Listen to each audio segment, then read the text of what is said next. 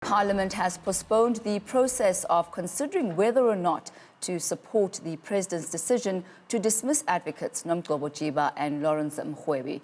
Now, this comes after Jiba applied for an urgent interdict to stay the process, pending her judicial review application challenging the Mokgoro report.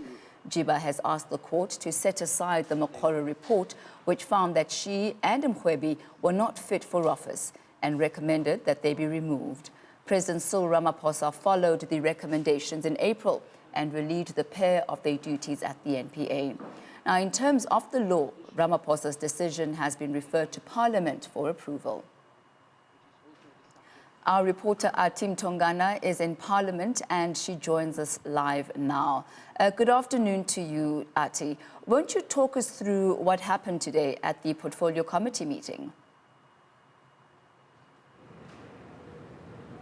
Well, Tammy, today we saw the legal advisor of Parliament, Siviwe Njikela, coming in to brief the Portfolio Committee on Justice and Correctional Services about the application that Advocate Jiba has filed, an urgent application to have this process that would consider her to be reappointed or not to be reappointed into her position in the NPA. She has now halted this process where Parliament was meant to actually this morning hear the written submissions from Advocate Jiba, as well as her colleague who was also found to have also been implicated in the Mokgoro inquiry when they were both fired by President Cyril Ramaphosa. Those submissions by Jiba and her colleague, they were both supposed to actually submit the reasons why they shouldn't be fired and reasons why they should be reinstated into the office of the NPA.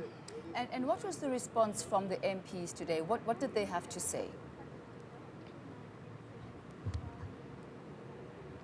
Well, we know that Lawrence Mrwebi has submitted his written reasons why he should be reinstated. However, we did not get reasons or submissions by Advocate Jiba because she filed this urgent application through the Western Cape High Court, which will be handled on Wednesday, tomorrow. We know that MPs were very unhappy about this latest development. A lot of opposition party MPs from the Democratic Alliance, the ACDP, of course, the ANC welcomed this process and said they would wait until the processes in court are finalized for them to continue this particular process here in Parliament. However, other MPs from the Democratic Alliance expressed dissatisfaction over this recent development, saying that it shouldn't then put them in a position where they cannot continue to consider her reinstatement or whether to not actually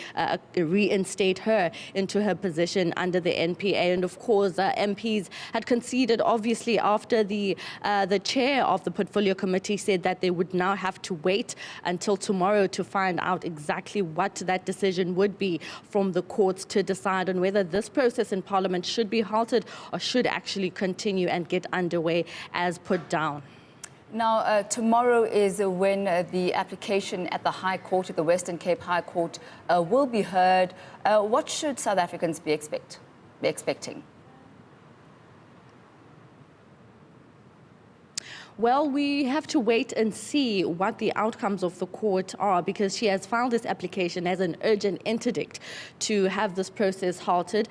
But of course, until then, as the rest of the MPs who were eagerly waiting to hear the reasons why she should be reinstated in the NPA, will wait and find out tomorrow what the courts decide on this particular matter. It would be interesting to find out and actually hear what the courts decide, because only then will we actually have Jiba's written submissions giving reasons why she should be reinstated. Only then will we actually hear those reasons heard at that particular Portfolio Committee meeting. However, we do know that Lawrence Mrwebi on the other side has written reasons why he should be reinstated and has actually submitted them before Parliament. But of course, we have to wait and see what the courts decide tomorrow. And then, of course, we'll know whether this particular process in Parliament will take place or not.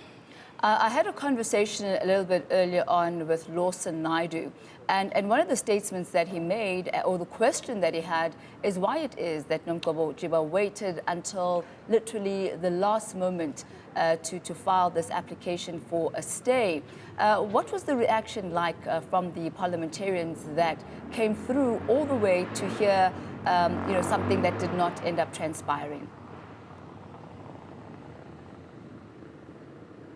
As I said, Tammy, they expressed dissatisfaction, and they exactly alluded to that point that they actually, Nomgcobo Jiba actually knew about this process that would take place here in Parliament and had enough time to do so before this particular sitting today. And so those are some of the reasons the MPs brought up with the chair of the Portfolio Committee of Justice and Correctional Services. However, they all conceded that if then the Parliament's legal advisor has agreed to, because the lawyer representing Nomgcobo Jiba had noticed and given a notice rather to Parliament's legal advisor that they will be intending to apply for an urgent interdict at the Western Cape High Court, and they, as Parliament's legal advisor, said that they would have to then wait until this process is finalized in court before they can actually proceed and continue with the hearings here in Parliament. But of course,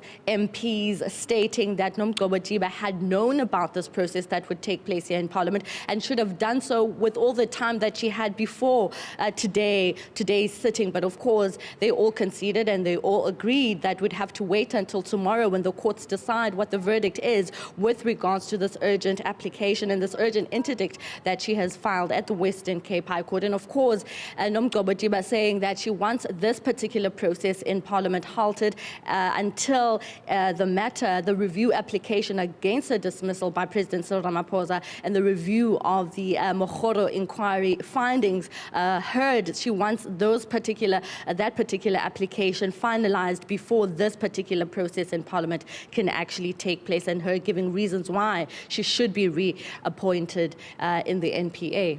Well, thank you so much to Athi Mthongana reporting live from outside Parliament.